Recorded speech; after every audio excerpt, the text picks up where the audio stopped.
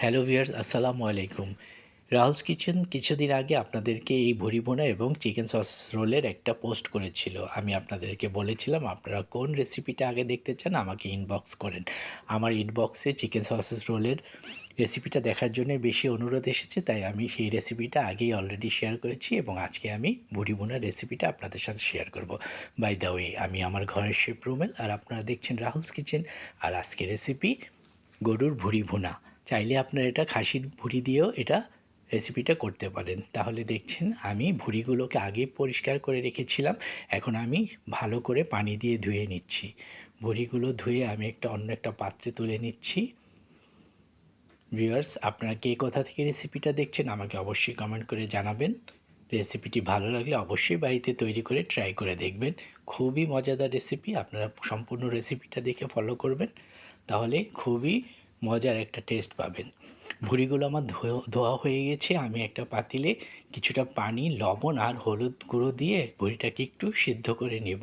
ভুঁড়িতে একটা গন্ধ থাকে, আপনারা সবাই জানেন। এই হলুদ আর লবণ দিয়ে সিদ্ধ করে নিলে ভুঁড়ির গন্ধটা একেবারেই চলে যায়। এদিকে আমি নিয়েছি পেঁয়াজ কুচি, কিছুটা গোটা মশলা, কালো এলাচ, সবুজ এলাচ, লং, স্টার অ্যানিস এবং দারচিনি, আদা রসুন বাটা আর কিছু গুঁড়া মশলা। এখানে নিয়েছি লাল মরিচের গুঁড়া, কাশ্মীরি মরিচের গুঁড়া, হলুদ গুঁড়া, নিয়েছি জিরা গুঁড়া আর ধনিয়া গুঁড়া, আর নিয়েছি এখানে একটা স্পেশাল গরম মশলার গুঁড়া। এটা আমার বাড়িতে তৈরি করা। আর নিয়েছি কাঁচা পাকা মরিচ। ভুঁড়িগুলো কিন্তু আমার সিদ্ধ হয়ে গেছে। এখানে আসলে ফুল সিদ্ধ করিনি, আমি একটু গন্ধটা যাওয়ার জন্য যতটুকু প্রয়োজন আমি সিদ্ধ করে নিয়েছি। তাহলে চলুন ফিরে যাই মূল রান্নায়। আমি কড়াইতে বেশ কিছুটা রান্নার তেল দিয়ে সেখানে দিয়ে দিচ্ছি পেঁয়াজ কুচিগুলো। পেঁয়াজ কুচিগুলো আমি সামান্য নরম করে ভেজে নেব।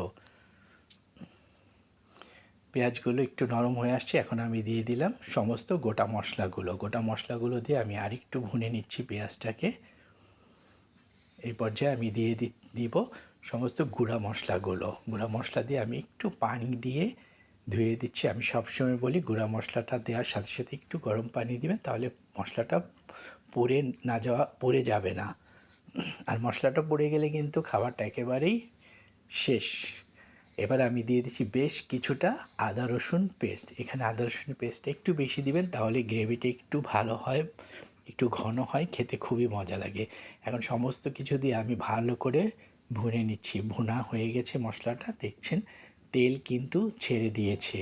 এখন আমি দিয়ে দিব ধুয়ে রাখা বটগুলো বা ভুঁড়িগুলো। এদিকে আমি একটা পাতিলে গরম পানি করতে দিয়ে দিয়েছি।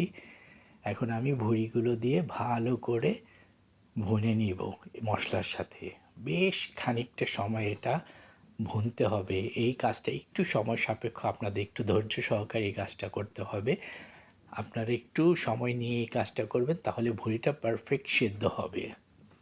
আমি বেশ কিছুটা সময় ধরেই কিন্তু ভুঁড়িটাকে ভুনে নিচ্ছি। আপনারা দেখছেন মোটামুটি কিন্তু ড্রাই হয়ে আসছে। এখন এই পর্যায়ে আমি দিয়ে দেবো সামান্য পানি। তার আগে আমি দিয়ে দিচ্ছি কিছুটা লবণ, স্বাদ মতো লবণ। আসলে এখানে পরিমাণ বলা যাবে না, লবণ যে যা স্বাদ মতো দিয়ে খায় এটা আমি জানি। এখন আমি একটু পানি দিয়ে এটাকে আবারও কষাবো। এটা বেশ কয়েকবার আপনাকে কষাতে হবে, তাহলেই পারফেক্ট সেদ্ধ হবে। আপনারা ফুল রেসিপিটা ফলো করে একবার বাড়িতে তৈরি করে খাবেন, আমার বিশ্বাস আপনাদের ভালো লাগবেই।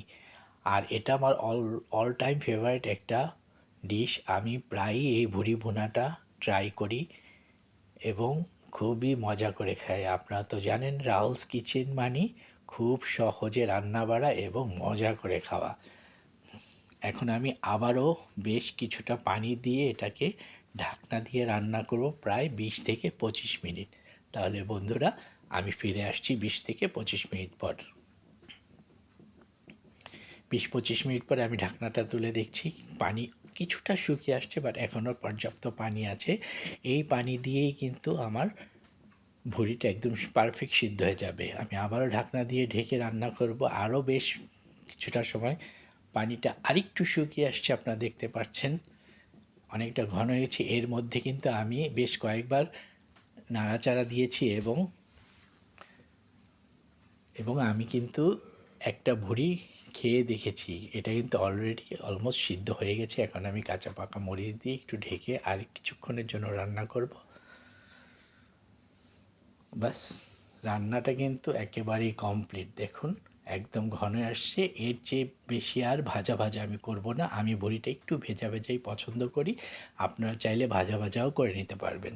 এখন আমি চুলাটা বন্ধ করে স্ট্যান্ডিং টাইমের জন্য রেখে দিলাম 10 মিনিট। 10 মিনিট পরে আমি একটু আপনাদেরকে পরিবেশন করে দেখাচ্ছি। দেখুন কত লোভনীয় লাগছে না? এত সুন্দর একটা ঘ্রাণ আসছে, বিশ্বাস করবেন না, মন চাচ্ছে যে এখনই আমি গরম ভাত নিয়ে বসে পড়ি খেতে। তাহলে বন্ধুরা, রেসিপিটি সম্পূর্ণ দেখার জন্য আপনাদেরকে অনেক ধন্যবাদ, এবং আমাকে যারা ফলো করেছেন, লাইক দিয়েছেন আমার পেজটিকে, তাদের সকলকে ধন্যবাদ। এই রেসিপিটা আপনারা আমার ইউটিউব চ্যানেলেও দেখতে পাবেন। তাহলে বন্ধুরা, আপনারা সবাই ভালো থাকবেন এবং বাসায় একবার তৈরি করে খাওয়ার চেষ্টা করবেন এবং আমাকে ফিডব্যাক জানাবেন কেমন হলো। তাহলে আজকের মতো আমি এখানে বিদায় নিচ্ছি। নেক্সট টাইম আমি আবারও একটি রেসিপি নিয়ে আপনাদের সাথে হাজির হয়ে যাব। সবাই ভালো থাকবেন। আল্লাহ হাফেজ।